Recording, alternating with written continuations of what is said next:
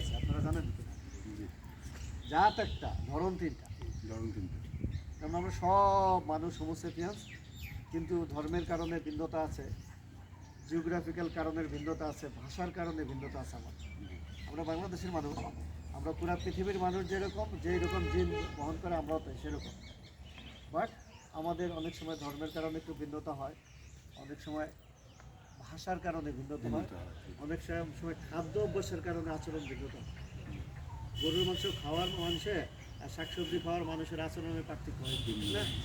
আমরা বলি না গরুর মাংস খায় মাথা গরম, এগুলি বাস্তব কথা।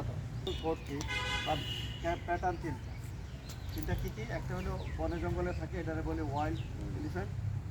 আরেকটা হইলো সদাগররা লালন পালন করে, ওনাদের কিছু উদ্দেশ্য ছিল, সেটাকে বলি কেপটিভ অ্যানিমেল বা গৃহপালিত, যে সে দুই দেশের মধ্যে তার সম্পর্ক, এটাকে বলি আমরা মাইগ্রেটরি এলিফ্যান্ট বা করিডোর ট্রান্সবাউন্ডারি এলিফ্যান্ট বলি।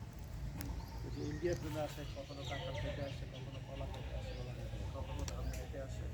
এরা আত্মীয়, হ্যাঁ, এরা আমরা আত্মীয় বলি, এরাও বুঝে না যে এরা এদের তো বাউন্ডারি নেই। তাইলে তিন ক্যাটাগরির হাতি আছে আমার। তিন ক্যাটাগরির মধ্যে হচ্ছে যারা লালন পালন করে বংশ পরম্পরায়, এরা সংখ্যা 100-এর মধ্যে। আমাদের কাছে ডকুমেন্ট আছে 96, আমরা ধরে নিই 100 বা 110-এর মধ্যে, ঠিক না? ওদের দিকেও আপনি সেটা বাদ দিচ্ছে, আবার ধান খেতে যায়, আপনাদের বাড়িতে যায়, এগুলি পরিস্থিতিগত কারণে যায়।